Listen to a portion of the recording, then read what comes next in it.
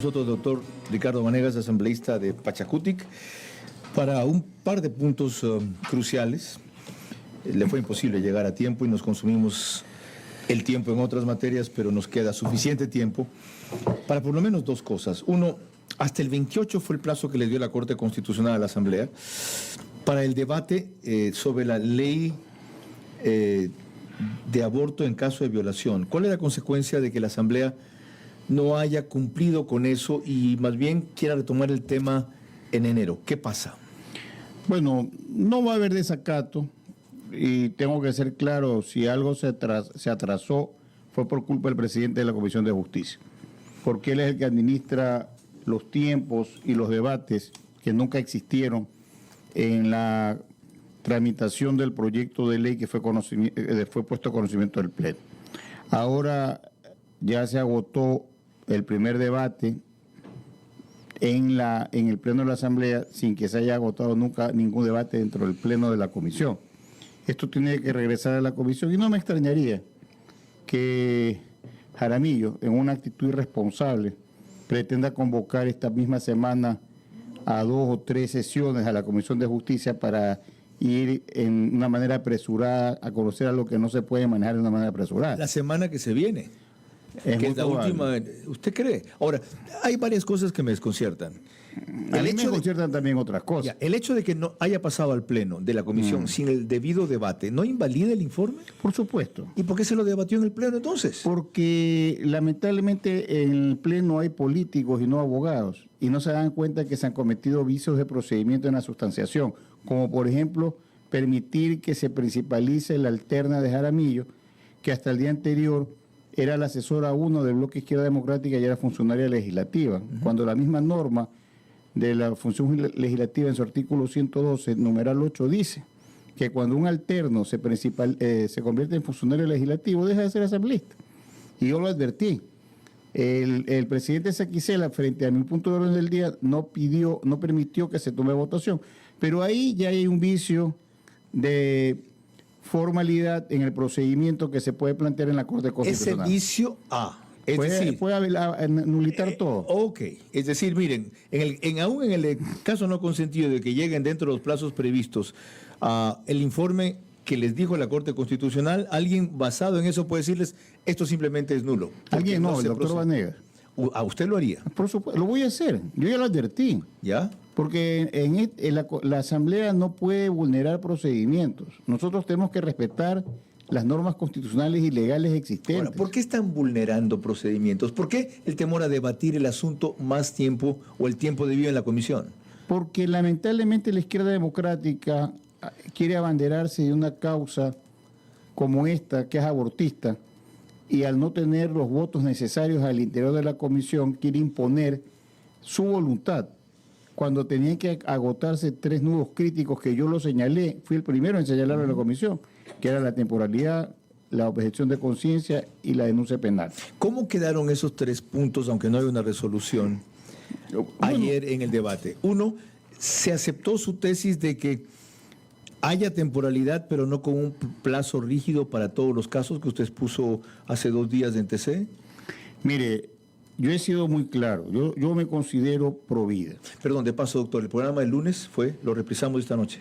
Véalo otra vez. Muchas gracias. Ya he pedido general, esta noche 10 de la noche. Ya, disculpe la dirección. Yo soy pro vida y defiendo la vida desde la concepción. Y eso científicamente es del momento en que 2 seres humanos tienen una relación. Eso no está en discusión. Ya.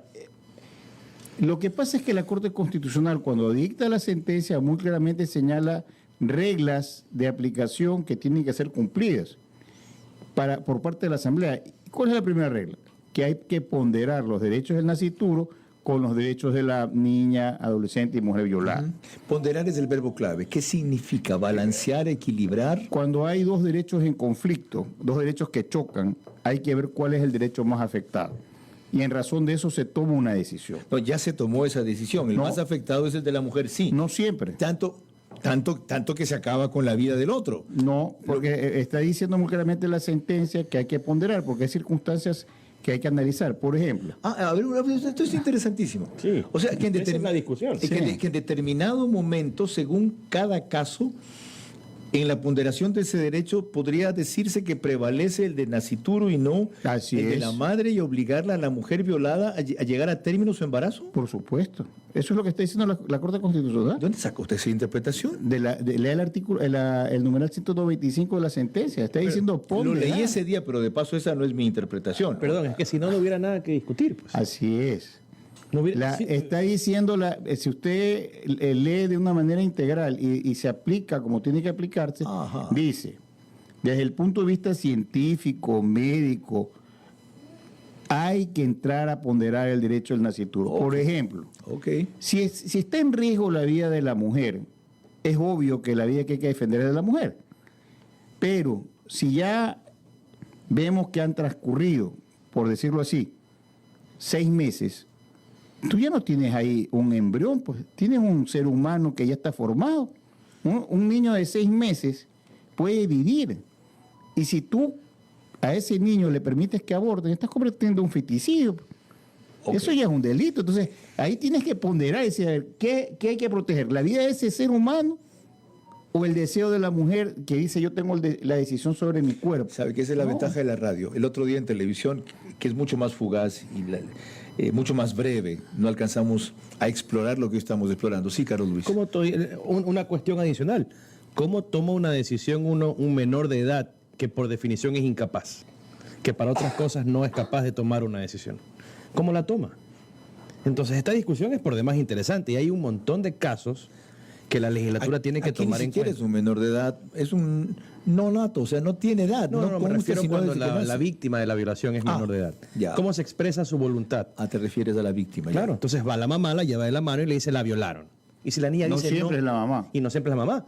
Y si la niña dice que no, y si la niña con alguna conciencia ya en la vida quiere sostener el aborto, quiere sostener el embarazo, Ya. pese a la decisión que tomó su representante. Es una discusión muy En complicada. ese caso, la muy complicada. decisión de la niña se anula porque no tiene la madurez suficiente como para tener el peso necesario ni la conciencia requerida sobre las consecuencias de la decisión que está tomando. Y eso cuesta una vida. Increíble. O sea, créeme que esa discusión no se puede tomar a la ligera con un plazo, de la forma en que la Asamblea la Ya, está tomando. vamos al segundo punto.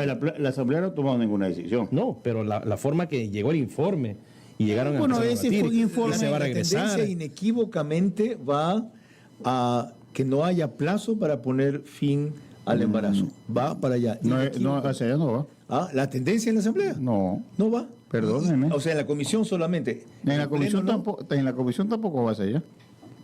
¿Quién estuvo en contra aparte suyo? Y vi a Sofía Spin en contra. A ver, si usted revisa la votación con atención, Basigalupo dijo muy claramente, yo voy a votar por este informe, pero no se ha discutido la temporalidad. Si ve el voto de Aguasarca, dice lo mismo, temporalidad. Si ve a Chimbo votar, dice temporalidad. E incluso él dice, yo ya he presentado un proyecto donde yo considero que por la experiencia que he vivido, deben haber 3 meses de plazo para que se pueda dar la interrupción del embarazo. Y luego hay 4 votos que hablan de que no debe haber plazo, que están claramente determinados. Ok, vamos al otro punto clave, que lo mencionó Carlos Luis Sánchez Gaete, la denuncia. ¿Cómo se procede a creer o a verificar que hubo en efecto violación sin revictimizar a la mujer violada? A ver, yo ayer escuché en el Pleno las opiniones muy respetables, por cierto, de los pañuelos verdes, asambleístas que se identifican con el proaborto, pero que evidentemente en su vida han tenido que defender a una niña, a una adolescente o una mujer violada, que es en cambio sí es una experiencia que yo he tenido, porque a mí me ha tocado defender pues a esas niñas, a esas adolescentes y a esas mujeres violadas, y sé cuál es el trauma que han sufrido ellas y su familia. Entonces, frente a eso, imagínese usted lo que puede suceder si quien viola a la niña es el papá, los hermanos, el tío, el primo hermano, el padrino, el profesor, el uniformado, que por lo general eso es lo que pasa. Pero- Y estás hablando... Hay estás hablando la tendencia de que basta No, pero la déjame- sola relación de la persona, la sola revelación, sin ni siquiera formalizar penalmente o médicamente la denuncia para aceptar que fue violada. No, es que por eso déjame terminar la idea. Una cosa es que tú digas me violaron, inclusive la niña. Pero es necesario demostrar que ha habido, pues, la violación, el contacto sexual. Y esa es la única forma de hacerlo, ¿verdad? ¿Cómo se hace el ¿Y si contacto cuando ha sexual? pasado mucho tiempo hasta como para que las huellas de la violación se hayan ido? Supongamos, ocurrió hace 7 días y no hay ningún rastro de aquello Sí. porque la persona recién en ese rato se decidió a denunciar. Pero es que no, en esos casos en particular siempre van a quedar vestigios de quién es el autor, porque queda el ADN. El ADN es la identidad de cada uno. ¿Ok? Mire, cuando usted viola a una mujer, por más que la mujer se bañe, se limpie, en el interior del útero, usted puede sacar pruebas que demuestran cuál es el semen del hombre. Ya, y a la vez ahí viene una cosa que se quiere evitar. Ese tipo de pruebas o exámenes son tan vejatorios, dolorosos, humillantes, complicados, inescrupulosos, que resulta a veces peor que la misma violación, han dicho muchas mujeres violadas. Bueno, pero yo, a ver, primero que yo no creo que son tanto como usted dice, porque son cosas muy técnicas y porque solo eso permite tener con certeza quién es el violador. Pero si usted no hace ningún examen y además se produce el aborto, obviamente cuando se hace el aborto tendrá que hacerse el ADN a la criatura. Los 3 reparos suyos iban, uno por temporalidad, otro por denuncia, el tercero era... Objeción de conciencia. Explique eso. Es que tú no le puedes obligar a un médico que no quiere hacer este tipo de operación y que constitucionalmente él tiene el derecho de decir yo no quiero hacer esto, no me preparé médicamente para hacer esto. ¿Ya? No me pueden obligar a hacer esto aquí que no quiero. Es como que, usted, por ejemplo, a mí me viene a pedir un narcotraficante que lo defienda. Yo no quiero. Doctor, y si es... Qué buena comparación. Sí. y me alegro que esa sea su línea como abogado de paz. Siempre ha sido mi línea así. Ok, me alegro. O sea, sí, los narcotraficantes, aún ellos, tienen derecho a un abogado defensor, pero qué bueno que haya... No solamente ellos, hay personas que yo no defiendo, quienes han cometido delitos terribles contra el Estado en perjuicio de los ecuatorianos. Yo no defiendo ese tipo de cosas. Me alegro, ¿ya? Entonces, pero mire, si el médico no quiere, no lo puedes obligar. Ahora, ahí, depende del caso. Si está en juego la vida de la madre o de ahí la es la mujer, excepción. ahí no puede negarse. pero ahí pues. es la excepción. Ok. Y porque constitucionalmente, y eso lo dije ayer yo en el Pleno, si hay un médico que tiene objeción de conciencia en un pueblo y es el único médico, y viene y está en peligro la vida de la mujer, tiene que realizar el aborto, porque tiene que proteger la vida del ser humano que existe. Ya. Ese es un caso de excepción. Ahora, Y por eso es que lo que dijo Sofía Sánchez, de Pachacutic también, es lo mismo que yo vengo sosteniendo al interior de la comisión. A ver, no es lo mismo, y así quisiera que lo entiendan, una violación que sufre una niña, es decir, una menor de 14 años, a lo que recibe una mujer. Claro que es una violación y que es traumático, pero la niña siempre es más indefensa, porque generalmente quien la está violando es el entorno.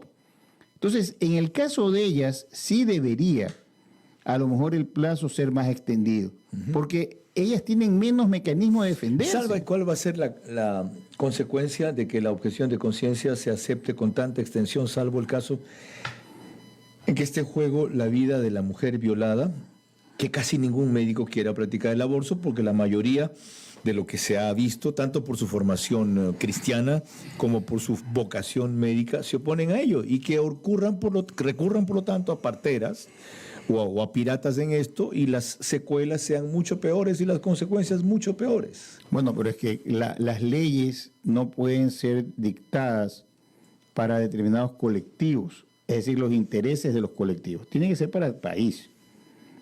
Mire, yo ayer lo señalé en la asamblea y se lo voy a decir a ustedes y a los ecuatorianos que están escuchando.